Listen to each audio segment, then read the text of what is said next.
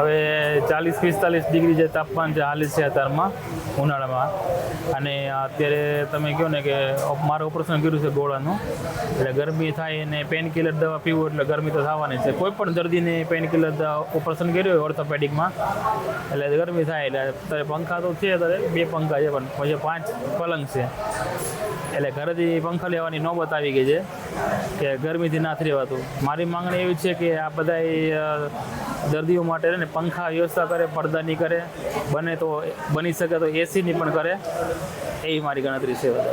એવું લાગે કે તંત્રમાં થોડુંક આમ જાગૃતિ આવી છે એવી છે કે મીડિયાવાળા આવ્યા એટલે બધું થોડું કામકાજ બતાવે.